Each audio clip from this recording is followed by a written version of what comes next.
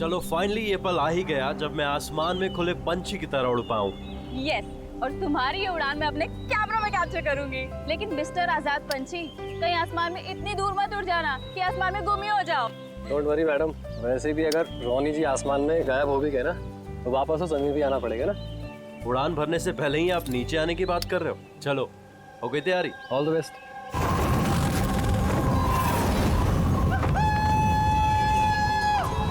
Yes, this is so much fun! Oh my God! Woohoo! Yes, come on, keep going, keep going. Alia, I love you! Ronnie, I love you too. वाह, लगता है काफी experience है इन उड़ान का। Of course, America में उसने काफी एडवेंचर स्पोर्ट्स ट्राई किए हैं, पंजी jumping, paragliding and what not. बस इंडिया में कभी कुछ ट्राई नहीं किया था, और अब जब इंडिया में आए ही हैं हॉलिडे के लिए तो क्यों ना कुछ ट्राई करें।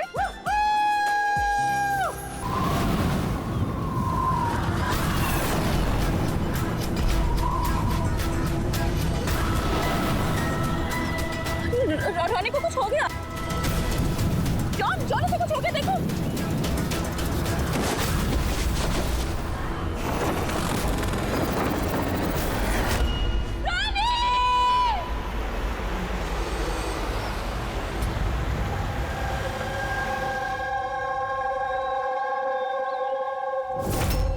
मैं और रोनी तो यहाँ हॉलिडे मनाने आए थे। मुझे क्या पता था कि ये रोनी का आखिरी दिन साबित होगा।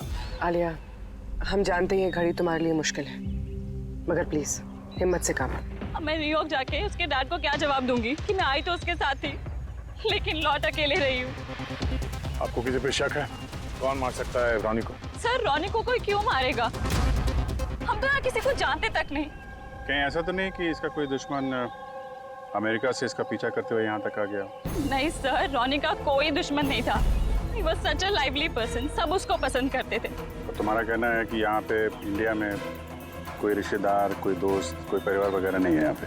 ये देश हमारे लिए अजनबी है सर। सब कुछ ना इन पैराग्लाइडिंग वालों ने किया है। Please sir, arrest them. आप हमें दोष मत दीजिए, रोजी रोटी है हमारी, हम क्यों मार रहे हैं इनसे टूरिस्ट को? तो किसने मारा रोनी को फिर? सर ये मुझे भी समझ में नहीं आ रहा है, 3000 फीट की ऊंचाई से गोली कैसे चली, किसने चलाई? तो रोनी 3000 फीट की ऊंचाई पे उड़ रहा था। हाँ सर, और मैंने खुद गियर चेक किया था, कोई भी खतरनाक चीज नहीं थी उसके अंदर। और उसके आसपास किसी को उड़ते हुए देखा आसपास? नहीं सर, कोई भी नहीं था।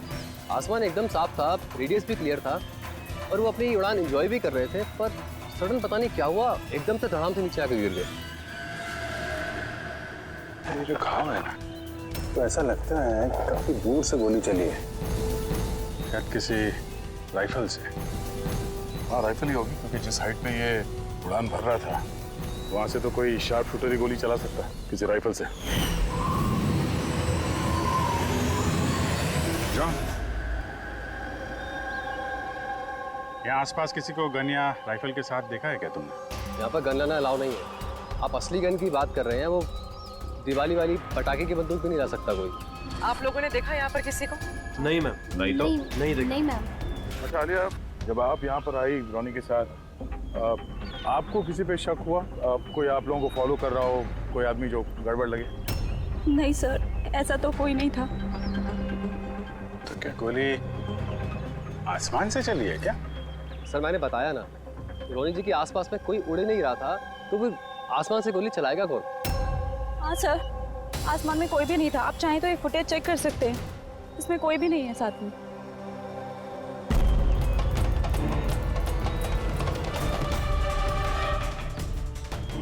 फुटेज में तो रोनी के आसपास दूर दूर तक कोई दिख नहीं रहा। सर जमीन से नीचे से ऊपर किसी ने गोली नहीं चलाई। ये कह रहे हैं कि जब वो ऊपर उड़ा था तो कोई उसके आसपास नहीं था, तो ऊपर से भी गोली नहीं चला सकता।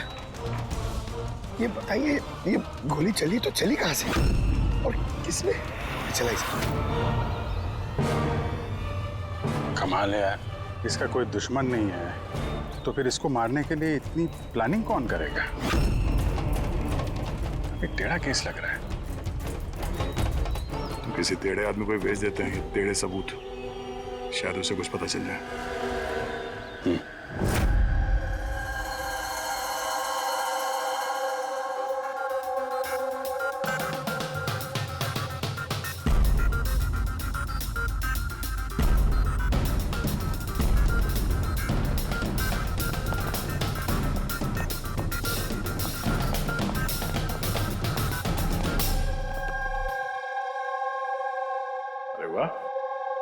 आज आप दोनों जिस कदर काम में डूबे हुए हो, ऐसा लगता है कि बहुत सारे सुराग देके भेजने वाले हो हमें यहाँ से। बहुत सारे सुना। हाँ, और अगर एक भी नहीं मिला तो सीधे सीधे बता ना, कोई सबूत मिला ही नहीं है, कोई सुराग ही नहीं मिला तुझे।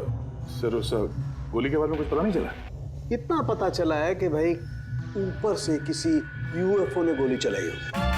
यार सालों के क्या बच्चों जैसे यूएफओ की बातें करते हो।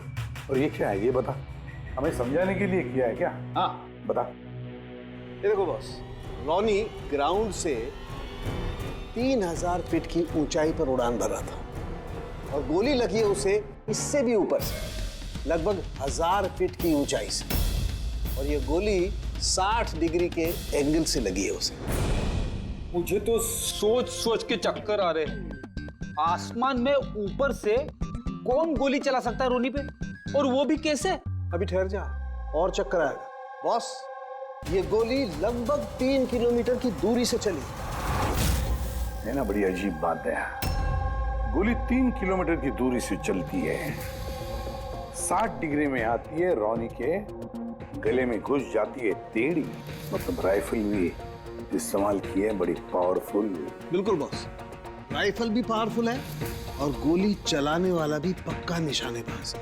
इतनी ऊंचाई पर हवा बहुत तेजी से बहती है और टेम्परेचर भी ऊपर नीचे होता रहता है, फिर भी उसका निशाना चूका नहीं, एकदम अचूक पॉइंट पे लगा। तो गोली चलाने वाला भी मंजा हुआ खिलाड़ी है सर, एक शार्प शूटर। बिल्कुल, और ऐसे शार्प शूटर आसानी से तो मिलते नहीं जो ऐसा कारनामा कर जाए। लेकिन सर हमने सारे वीडियोस देख डाले। जब रॉनी आसमान में था तो उसके आसपास ना तो कोई चॉपर था ना पैराशूट, आसमान एकदम साफ था सर। वही तो समझ में नहीं आ रहा है कि ये किलर, ये गोली चलाने वाला था कहां पर, जबकि सारा आसमान साफ था, जब बादलों में छुप कर बैठा था। और सर वो गोली से क्या पता चला है? कुछ नहीं मिला पूर्वी। मैंने बैलिस्टिक डिपार्टमेंट का पूरा डेटाबेस चेक किया, ऐसी गोली का तो कोई रिकॉर्ड ही नहीं है। सर ये गोली जरूर कस्टम मेड बनवाई गई है। हाँ, अपने हिसाब से बना ली गोली। एक ऐसी गोली जो 3 किलोमीटर से चलती है और बिल्कुल निशाने पे लगती है। और सर अगर ये गोली इतनी जबरदस्त है तो इसकी राइफल भी काफी स्पेशल होगी। हाँ, एक काम करते हैं, ये गोली फायर आर्म्स विंग और बैलिस्टिक डिपार्टमेंट में भेजते हैं, देखते हैं क्या रिपोर्ट आती है। अब ये जो भी कोई है, इतने ऊपर चला गया खून करने के लिए, अब जल्द से जल्द इसे जमीन पर लाते हैं।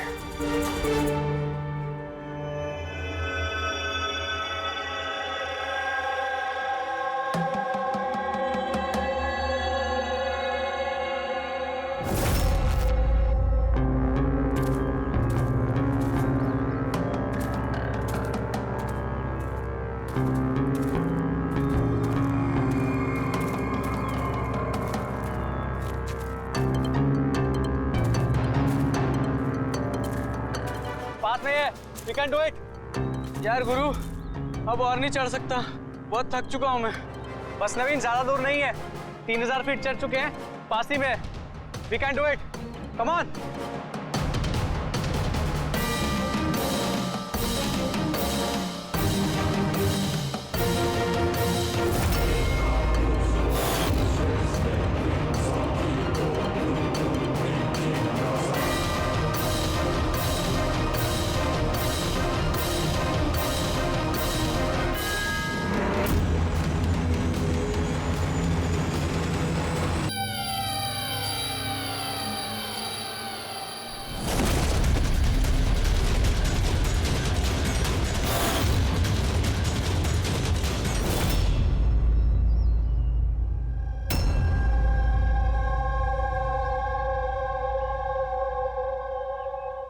ऐसे लग रहा है जैसे रॉनी के मर्डर की फोटोकॉपी देख रहे हैं। 3000 फीट की ऊंचाई पे ठीक वैसे ही गोली मारी है सर के पीछे। इसको भी ऊपर से गोली। क्या आप लोग जब ट्रैकिंग कर रहे थे तो ये हितेन के पीछे भी कोई था क्या? नहीं सर, हितेन ही सबसे पीछे था सर। सर ये देखिए फुटेज। सर ये वही जगह जहाँ पे ये सब कुछ हुआ। कमाल है। पीछे तो सिर्फ खुला आसमान है, ऐसी कोई जगह दिख ही नहीं रही जहां से गोली चलाई जा सके। फिर इसे गोली कहां से लगी? दोनों केसेस में पता नहीं चल रहा है कि गोली चली कहां से है। सर एकदम सही कह रहे। आसमान से कोई कौवा या कबूतर थोड़ी गोली चलाएगा। ये गोली चली तो चली कहां से? और ये दोनों गोलियां 24 घंटे के अंदर अंदर चली। मुझे लगता है इन दोनों केसेस का आपस में कोई ना कोई कनेक्शन तो है। तो ये हितन काम क्या करता था? सर वो कॉलेज स्टूडेंट था सर, मुंबई ग्रेजुएशन करने आया था सर। ट्रैकिंग का बहुत शौक था उसको। जी समझ में नहीं आ रहा, कोई एक कॉलेज स्टूडेंट को मारने के लिए इतनी प्लानिंग क्यों करेगा? वही तो, पहले रॉनी और अब ये हितन। इससे पहले कि आसमान से चलने वाली गोली का कोई तीसरा शिकार हो जाए, इस खूनी तक पहुंचना होगा जल्दी से जल्दी। पिछले 24 घंटों में 2 खून हुए हैं, दोनों जवान बच्चे हैं, और दोनों को मारने का तरीका भी क्या, हाई प्रोफाइल। सर दोनों की मौत हुई है एडवेंचर स्पोर्ट्स करते हुए। जमीन से हजारों फीट ऊपर मारा है सर। मगर सर सोचने वाली बात है कि खूनी ने ये एडवेंचर स्पोर्ट वाला समय ही क्यों चुना इनको मारने के लिए? वो तो उन्हें कभी भी मार सकता था। इतनी लंबी प्लानिंग 2 बच्चों को मारने के लिए। सिर्फ प्लानिंग ही लंबी नहीं दया, गन भी लंबी। ये ऐसी। ये कौन सी राइफल है सर? ये है TX-65, रशियन गन है बॉस, लॉन्ग रेंज। ऐसी गन से मारा गया हो। सालुंके साहब, क्या इस गन से 3 किलोमीटर दूर निशाना लगाया जा सकता है? हाँ फ्रेडी, शूटिंग रेंज में ट्राई करके देख लिया है, इसकी रेंज 3 किलोमीटर से ऊपर ही है। ऐसी गन तो आर्मी वालों के पास या फिर आतंकवादियों के पास ही मिलेगी। बिल्कुल बॉस, और इसीलिए मुझे लगता है कि ये सिर्फ मर्डर का मामला नहीं है, कोई बहुत बड़ा गुनाह होने वाला है, लार्ज स्केल पर। दया सर, काम करो, दिल्ली में जाओ इंडियन इंटेलिजेंस विंग में, और पता लगाओ कि ये ऐसी गन किसके हाथ लगी थी और कैसे।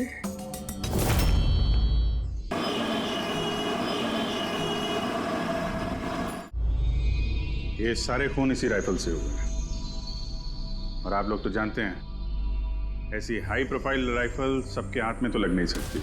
आप बिल्कुल सही कह रहे हैं सर। और गौर करने की बात तो ये है सर कि ये राइफल कोई खरीदना भी चाहे तो खरीद नहीं सकता। ये 1 या 2 पीस नहीं बिकती, पूरा का पूरा अलॉटमेंट होता है। तो पिछले कुछ सालों में जो आतंकवादी हमले हुए हैं उसमें ये इस तरह के राइफल इस्तेमाल हुए थे? जी हाँ। तो आपको किसी आतंकवादी गिरोह पे शक है? जी हाँ, अगर हमारा अंदाजा सही है तो हम जानते हैं कि इसके पीछे किसका हाथ है। कौन? इलवारे जिले में कुछ समय पहले हमारी आर्मी ने बहुत सारे हथियार जब्त किए थे। उन हथियारों में ये वाली राइफल भी। हाँ प्रताप सर, सारे आतंकवादी मारे गए, उनमें से एक आतंकवादी बचकर निकल गया और हमने उनके सारे हथियार जब्त कर लिए। Well done Pratap sir. और जो आतंकवादी भागकर गया है उसके बारे में सारे पोस्ट को अलर्ट कर दो। तो ये काम उस आतंकवादी का हो सकता है जो बचकर निकल गया था वहां से? जी हाँ, और हमारी इंफॉर्मेशन के मुताबिक ये आतंकवादी गिरोह जल्दी ही कुछ बड़ा करने वाला है। शायद ये उसी की शुरुआत हो। ये दोनों जुर्म कोई मामूली खून नहीं है, ये जरूर कोई बड़ी साजिश है, बड़ी साजिश, आतंकवादी हमले की साजिश। हाँ सर, और इस हमले को रोकने के लिए पहले इन आसमान से चलने वाली गोलियों का राज का पता लगाना पड़ेगा सर। और इस राज का पता करने के लिए हमें सबसे पहले ये पता करना पड़ेगा सर कि आतंकवादी रॉनी और हितेन जैसे आम आदमी की हत्या क्यों की। वैसे क्या कॉमन है इन दोनों खून में? सर दोनों मर्डर हवा में हुए, दोनों बार गोलियां ऊपर से चली, हाई प्रोफाइल राइफल से। किसी प्रोफेशनल शार्प शूटर का काम है सर ये। और सर इन दोनों केसेस में कोई वैंटेज पॉइंट नहीं है, कोई ऐसी जगह नहीं है जहां पे बैठ के खूनी इन दोनों पे गोली चला सकता है। वैंटेज पॉइंट, वैंटेज पॉइंट, कहीं यही तो वजह नहीं हो सकती है? तो आप कहना चाह रहे हैं सर कि खूनी के पास कोई जगह नहीं थी बैठ के गोली चलाने की, और उसे ये पक्का करना था कि उसका टारगेट छूटे ना, उससे कोई चूक ना हो, इसलिए वो इन दोनों पे प्रैक्टिस कर रहा था। Exactly Abhijeet, exactly. वो निशानेबाजी की प्रैक्टिस कर रहा था। मतलब सर उसका असली टारगेट कोई और है? सर अगर कोई वैंटेज पॉइंट था ही नहीं तो फिर वो हवा में गोलियां कहां से चला रहा था? पंकज, तुम्हारे सवाल का जवाब तुम्हारे सवाल में ही है। ये बताओ कि मेरा मतलब है इंसान हवा में कैसे उड़ता है बिना पंखों के? सर एरोप्लेन से या फिर हेलीकॉप्टर से। बस तुम्हारा जवाब मिल गया। लेकिन सर वहाँ क्राइम सीन पे ऊपर आसमान में कोई चॉपर तो उड़ नहीं रहा था, ना ही कोई केबल कार थी वहां पे। तो दया कुछ और होगा, कुछ और होगा। अभिजीत, मैप निकालो। वहां उस पैराग्लाइडिंग और माउंटेनियरिंग कैंप के आसपास देखो। मेरा मतलब है ऐसा कुछ है क्या जहां से आदमी हवा में उड़ सके? जंगल है और हाँ, ये 2 हॉट एयर बैलून रेंजेस भी हैं। सर देखो तो, जहां पर खून है उसके आसपास कितने रेडियस में है ये? सर ये दोनों 60 किलोमीटर के रेडियस में। तो एक बात तो पक्की हो गई, खूनी वहां पर उस हॉट एयर बलून में बैठा था और वहीं से उसने गोली चलाई 3 किलोमीटर की दूरी पे। सर अगर किसी को हॉट एयर बैलून की सवारी करनी है तो पहले से बुकिंग करनी पड़ती है, कोई ऐसे ही नहीं जा सकता। कोई बात नहीं, तो वहां उस हॉट एयर बलून रेंज के ऑफिस में जाकर पता लगा कि ऐसा कौन सा टूरिस्ट था जिसने उन 2 दिनों में दोनों हॉट एयर बलून में सवारी की थी। ये टोटल 12 लोगों की लिस्ट है जो उस दिन हॉट एयर बैलून में बैठे थे। कुछ लोग अलग बैठे थे और कुछ लोग ग्रुप बना के बैठे थे। तुम्हें कुछ याद है कि इनमें से कितने लोगों के पास कोई सामान या कोई बैग्स थे? या फिर कोई बदमाश जैसा दिख रहा हो? नहीं, बदमाश तो कोई नहीं लग रहा था, लेकिन एक बूढ़ी आंटी थी जिन्होंने बैकपैक रखे हुए थे और वो चश्मा और टोपी भी लगाई हुई थी। हाँ, हम भी हैरान थे कि इस उम्र में ऐसी ट्रैवलिंग का जज्बा। और जब फोटोज खींची जा रही थी तो वो शर्मा रही थी और अपना मुंह छुपा रही थी। ये बुढ़ी आंटी शार्प शूटर सुनने में थोड़ा अजीब नहीं लग रहा है? हाँ सर, मैं ही पायलट हूँ इधर। 25 फरवरी को कुल मिलाकर सर मैंने 6 लोगों को एयर बैलून की सवारी करवाई थी और 2 लोगों को दिनेश ने सर। अच्छा, तो उनमें से कोई गड़बड़ टाइप का आदमी लगा या जिसके पास कोई सामान वगैरह हो? सर ऐसा तो कोई नहीं था। हाँ, एक बुजुर्ग आदमी था, पता नहीं बात बात पर क्यों चिल्ला रहा था। शायद उसका मूड खराब था या खड़ूस था शायद। उसके हाथ में कुछ सामान था क्या? सामान तो नहीं था। हाँ, बैसाखी लेकर चल रहे थे। बैसाखी लेके चल रहे थे? तुम लोग की हिम्मत कैसे हुई मेरी तस्वीर लेने की बिना मुझसे पूछे? जरा भी तमीज है कि नहीं है? उड़ाओ उसे, उड़ाओ। अच्छा, फोटो खींचने पे नाराज हो गए? कितनी अजीब बात है ना सर। लोग हॉट एयर बैलून पे रोज रोज तो बैठते नहीं हैं, तो वो खुद ही फोटो खिंचवाना चाहते हैं ताकि वो इस मेमोरी को हमेशा अपने पास रख सकें। और कोई खास बात याद है उनके बारे में? सब पता नहीं बतानी चाहिए या नहीं। नहीं नहीं, बोलो, जो भी याद है खुल के बताओ। उन्हें चलता देख के लग नहीं रहा था कि उन्हें बैसाखी की जरूरत होगी, पर फिर भी उन्होंने बैसाखी पकड़ रखी थी। अच्छा,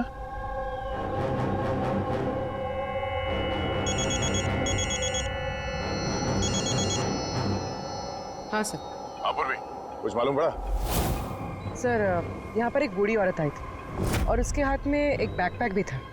और हाँ, फोटो खिंचवाने से भी ऐतराज कर रही थी। अच्छा, यहाँ भी एक बूढ़ा आदमी आया था हॉट एयर बलून में बैसाखी लेके, और उसे भी फोटो खिंचवाने से परहेज था।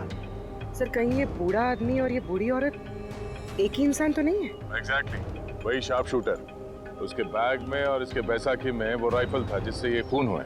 और सर दोनों दिन ये ऊपर अकेला ही गया होगा, क्योंकि अगर किसी और टूरिस्ट के साथ जाता तो फिर राइफल सेट करने में और निशाना साधने में काफी मुश्किल हो जाते।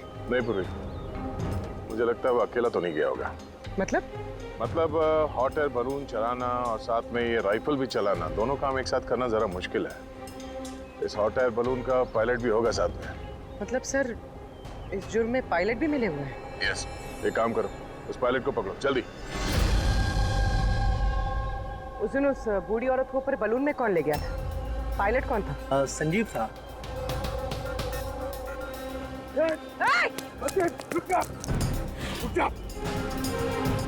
ना तुम मुझे मार पाओगे और ना ही उसे। ये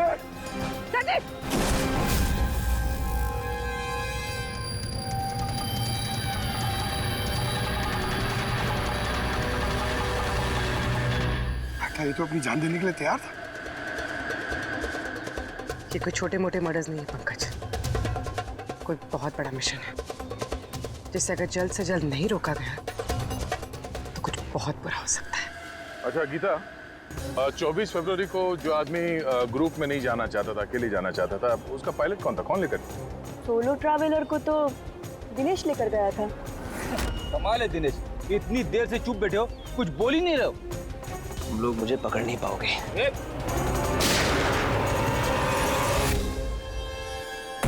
अभी यमराज तुझे अपॉइंटमेंट देने के मूड में नहीं है। जब तक हमारे सवालों का जवाब नहीं मिल जाता तुझे जिंदा रहना पड़ेगा। चल। मार लो, जितना मार सकते हो मार लो, मुझे कोई फर्क नहीं पड़ता।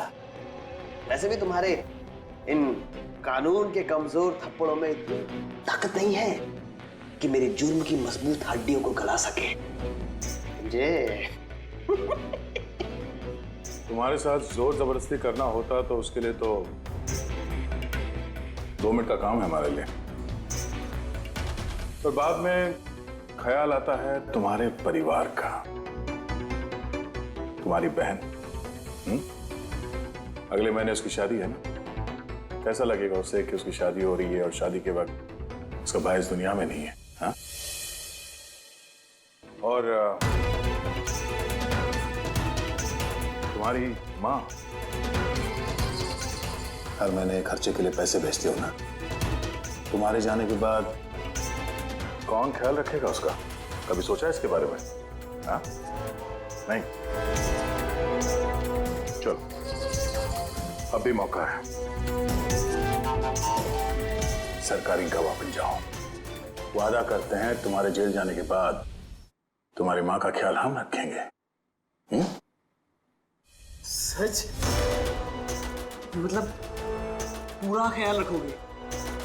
पूरा ख्याल? हाँ, तुम्हारी माँ का पूरा ख्याल रखेंगे। तुम बस ये बताओ कि किसके लिए काम करते हो? तुम्हारा बॉस कौन है? बता दो, पक्का बता दो? हाँ बताओ। मैं जिसके लिए काम करता हूं ना, मेरा बॉस है सर, उसका नाम है एसीपी प्रद्युम्न।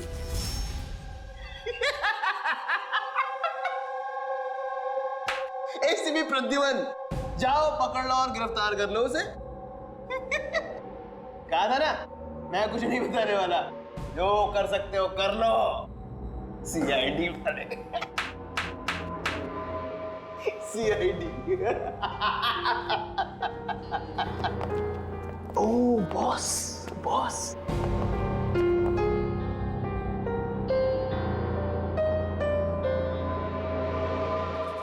कोई बात नहीं, कुछ मत बताना। अब हम ना तुमसे कुछ पूछेंगे, कुछ बताने के लिए तुम पर जोर जबरदस्ती करेंगे, कुछ नहीं, सिर्फ एक करेंगे, हम तुम्हें सोने नहीं देंगे। सोने नहीं देंगे? वैसे भी मैं अगर जागता रहा तो मैं कुछ बताने नहीं वाला हूं आप लोगों को। कोई जरूरत नहीं, कुछ मत बताओ, पर सोने नहीं देंगे तुम्हें। ओके? यार दया, मैंने तो सुना है कि आदमी खाने पीने के बगैर तो काफी दिनों तक सरवाइव कर सकता है, लेकिन सोए भी ना। कितना तड़पेगा ये बेचारा, बड़ी बुरी मौत मरेगा, मुझसे तो देखा नहीं जाएगा।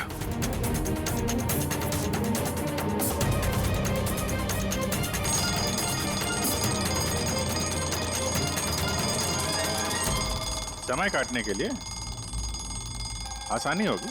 हाँ? अपने जिंदगी के आखिरी पल अपनी आंखों के आगे गुजरते हुए देखो, ठीक है? Thank you. सोने मत देना इसको।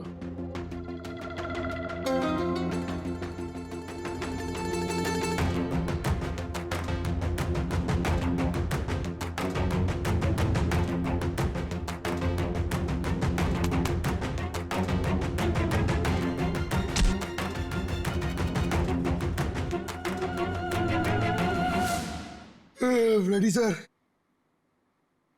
अरे कहाँ हो यार?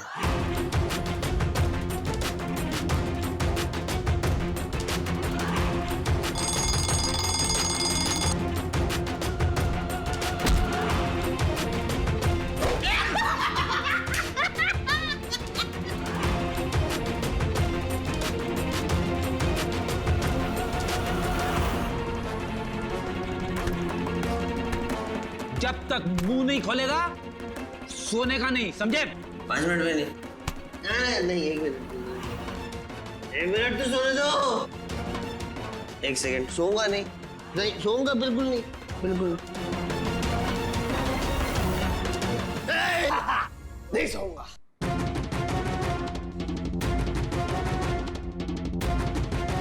बस अब टूटने वाला ही है।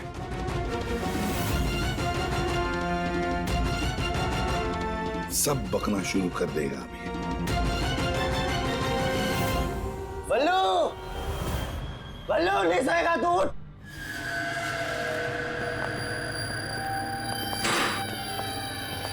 क्या सोना चाहता है? तो सोने देंगे ना भाई, क्या प्रॉब्लम है? चलो हम सोने देंगे तुम्हें। खाली ये बताओ कि तुम्हारे गिरोह का प्लान क्या है? हाँ बता दो। मेरा नाम दिनेश नहीं है, मेरा नाम हाँ मेरा नाम बल्लू है, दिनेश नहीं है मेरा नाम। और मुझे स्पेशली इसी मिशन के लिए तैयार किया गया था। और जो 2 मर्डर हुए थे ना, वो प्रैक्टिस थी। हमारा असली मिशन है उसको मारना। और स्टीव, क्या नाम है उसका? वो स्टीव मल्डर। स्टीव मल्डर, वो इंटरनेशनल पीस मीडिएटर, शांति दूत जो हमारे देश आया है, दुश्मन देशों के बीचों शांति का करार करवाता है, आतंकवाद बंद करने के लिए। इसी भी हम नहीं चाहते कि आतंकवाद कभी रुके। और स्टीव मल्डर तो मरेगा, तुम लोग कुछ नहीं कर सकते।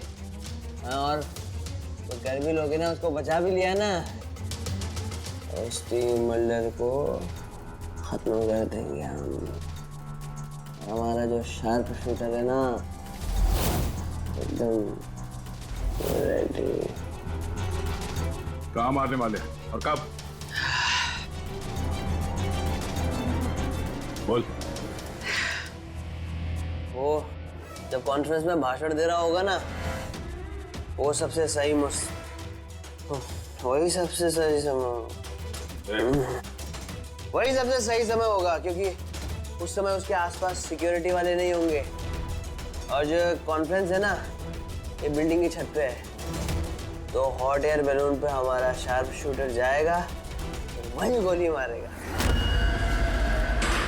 कॉन्फ्रेंस 1 घंटे में चालू होने वाला है, अभी जल्द से जल्द पहुंचना होगा। अरे तुम लोग कितनी कोशिश कर लो, नहीं बचा पाओगे उसे। और हाँ, अगर तुम लोगों ने बचा भी दिया ना, तो हम दोबारा प्लान बनाएंगे, दोबारा मार देंगे। कौन मारेगा? कैसा दिखता है वो? अरे मैंने उसकी शक्ल नहीं देखी अभी तक, जब भी आता है भेष बदल के आता है। तुम लोग क्या उसमें पकड़ोगे? हॉस्पिटल ले जाओ जल्दी। सर, क्या हम हॉट एयर बलून रुकवा नहीं सकते जब तक कि ये कॉन्फ्रेंस पूरी न हो जाए? नहीं फ्रेडी, ये हॉट एयर बलून हम नहीं रुकवाएंगे। अगर आज रोक दिए तो कल दूसरा प्लान करेंगे। आज का प्लान हमें पता है, हम आज ही भिड़ेंगे इनसे।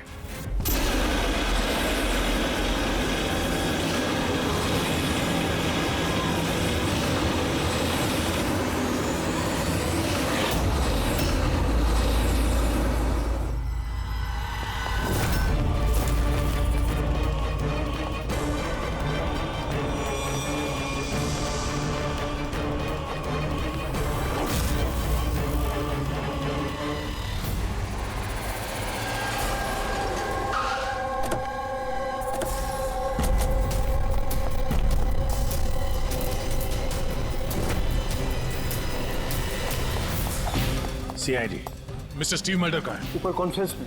हमें ले चलो उनके पास, जल्दी हरिया।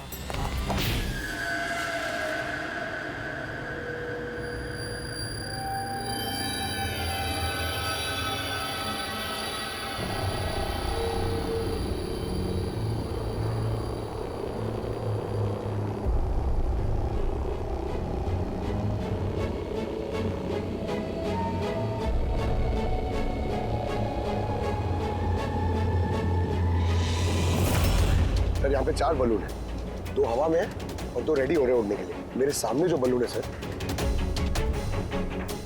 उसमें एक कपल है और वो लड़के के पास एक बैकपैक है। नजर रखो उन पे, कौन कौन आ रहा है, कौन कौन जा रहा है, सब पे ध्यान रखना। ओके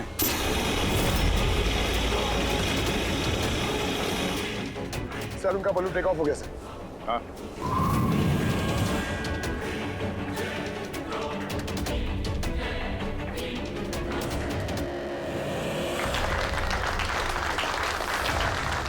इस दुनिया में टेररिज्म क्यों है, ये क्वेश्चन बहुत जरूरी है। और ये टेररिज्म तभी स्टॉप हो सकते हैं जब सभी देश भाई भाई की तरह साथ रहें। टेररिज्म को जड़ से उखाड़ फेंकना होगा हम सबको।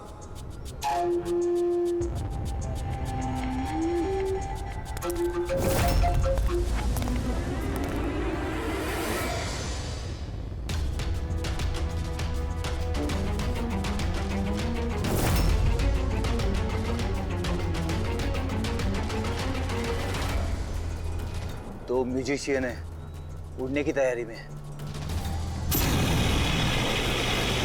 उनके हाथ में गिटार के बैग है। अब ये बताना मुश्किल है कि अंदर गिटार है या गन।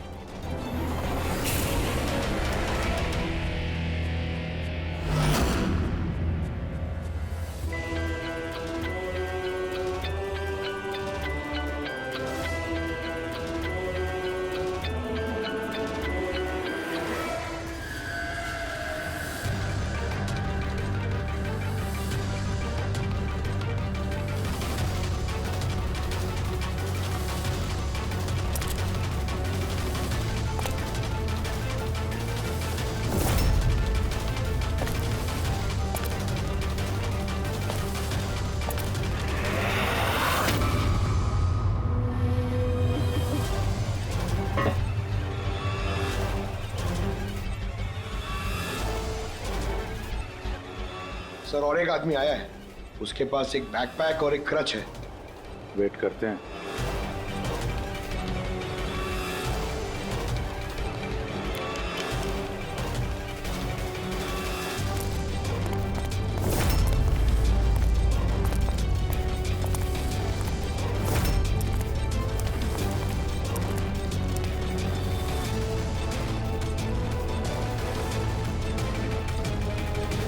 सर कैमरा क्रू वाले आए हैं, उनके पास 2 बैग है। Camera crew?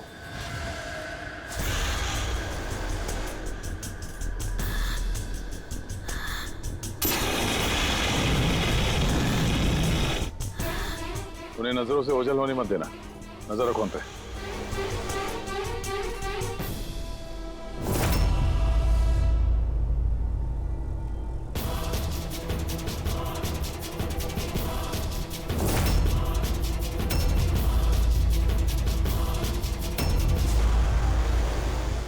यहाँ तो बहुत सारे बलून उड़ रहे हैं। सुसाइड बॉम्बिंग क्या है? कोई खुशी खुशी हो अपनी जान देने को कैसे रेडी हो सकते हैं? जिंदगी अनमोल। Oh no. We need to respect ये सारे बलून? life। और हर देश वो कौन सा बलून होगा जिसकी हमें तलाश है? लगता है भेष बदल के आया है। ये तो शक्ल से कुछ गड़बड़ लग रहा है।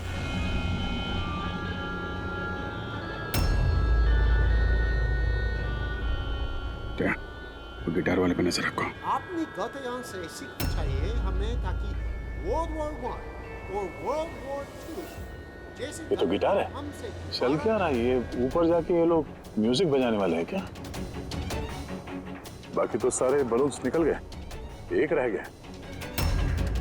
मतलब सर इस बलून में हमारा sharp shooter. Wait and watch. ये अपनी जगह से हिल रहा है। Camera crew. सर ये कहाँ गायब हो गए?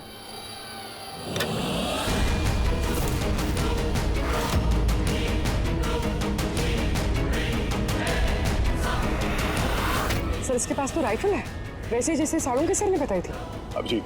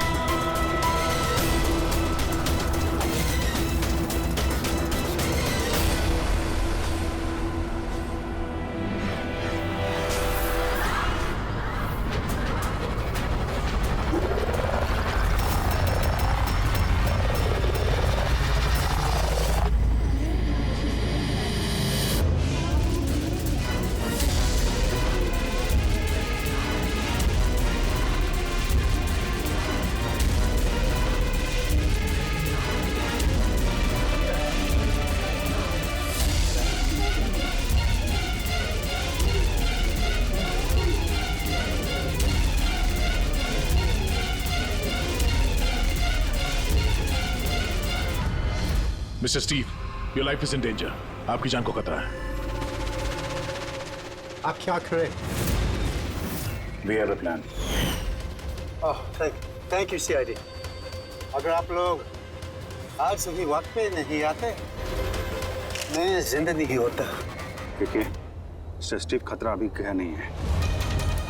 अभी खूनी पकड़ा नहीं गया है, इसलिए बीच से हैं। Be careful. Okay. Freddy, Pankaj, उस बलून पे नजर रखना, आंखों से ओझल होने मत देना। हाँ सर, हम लोग बलून को ट्रैक कर रहे हैं।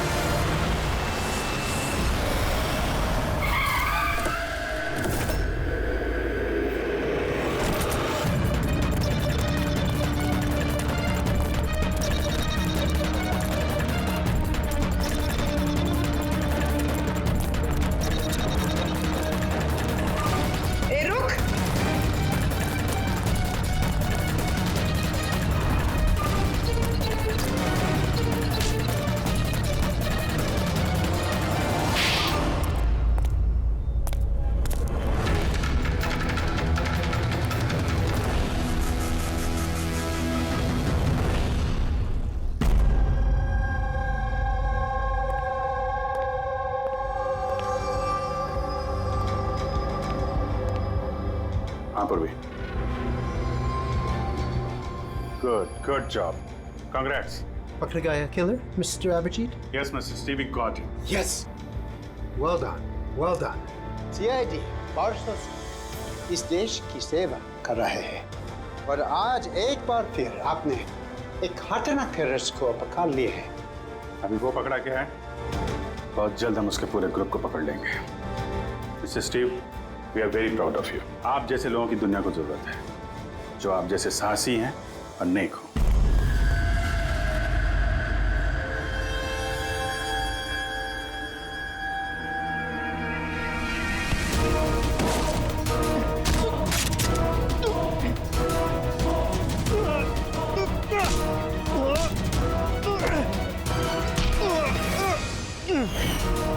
तो तुमने भेस बदलकर अमी और हितेन का खून किया था। तो मिस्टर शार्प शूटर, अब जेल की उड़ान भरना फांसी पे छूटते हुए समझा। तुम्हें क्या लगता है तुमने मुझे पकड़ लिया तो स्टीव जिंदा बच जाएगा? कभी नहीं। हमारी तादाद इतनी ज्यादा है कि तुम्हारा कानून हमें ढूंढते ढूंढते थक जाएगा, लेकिन हम खत्म नहीं होंगे। खत्म होगा तो तुम्हारे ये देश। एक खटमल हमारे देश पे बुरी नजर डालने वाले आए और चले गए। जानता है हमारे देश को आजाद हुए कितने साल हो गए? 70 साल। और पिछले 70 सालों में हमारे देश के वीरों ने न जाने कितने आतंकवादियों का खात्मा किया है। आज तेरी बारी है, कल तेरे साथियों की बारी होगी। हमारा देश रहेगा और खुशहाल रहेगा। और अगर इस देश से किसी चीज का खात्मा होगा, वो है आतंकवाद। समझा? आतंकवाद।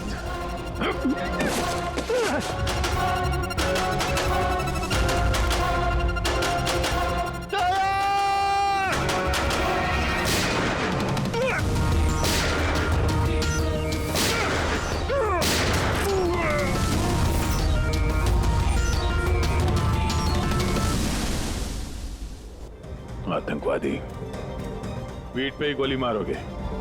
हम लोग यहाँ खाते गोली, यहाँ।